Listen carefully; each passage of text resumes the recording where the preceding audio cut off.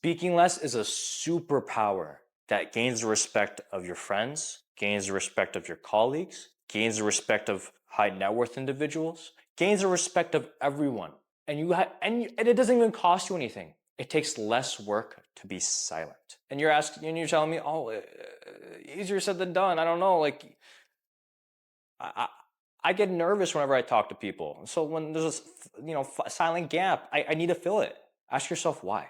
Are you uncomfortable in that gap? And listen, it's okay if you are, but it's not okay to stay that way. If you're watching this video, you likely feel like you either speak too much or want to learn how to speak less so you can gain the upper hand. If you watch this whole video, you will not only know the power of becoming silent, but learning the why and the how to implement it in your life today that will lead you to get that success that you're looking for. So let me ask you, why is silence so powerful? Silence is very, very powerful because it allows your own mind and the other person's mind to start filling in the gaps. Right? What is communication? Communication is describing across a message. When you describe across that message, you're verbalizing what your thoughts are. But if you say silent, right, it can lead the other person to believe a couple of things, right? If you're listening to them, stay silent, right? Active listening, pure active listening, learn how to stay silent, especially when you want the other person to feel respected, that you actually have an interest in what they have to say.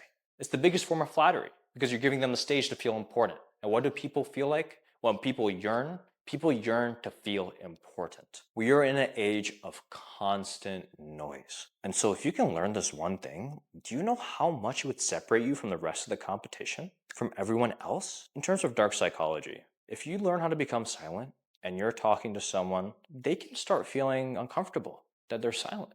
And then you start getting the upper hand in the power dynamic. When you're talking to someone, they get nervous and flustered, like, oh, they keep on trying to fill the void. Like, oh, it's almost like they're trying to prove themselves to you or prove their message to you.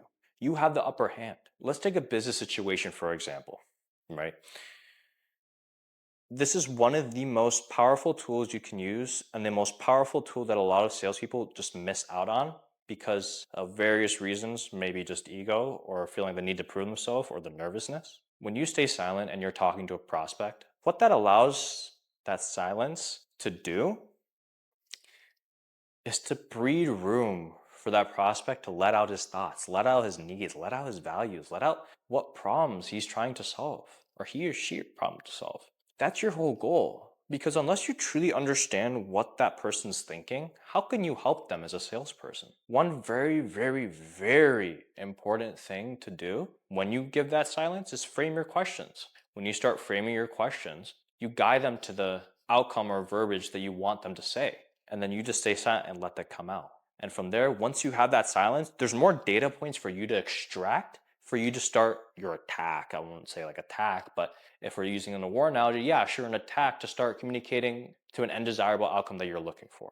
Silence is powerful because it exudes confidence. It gives you more opportunity to get more information out of someone. And it changes the power dynamic a little. You're someone who is trying to be proven to, not you trying to prove to them. It's a little bit of a homework assignment.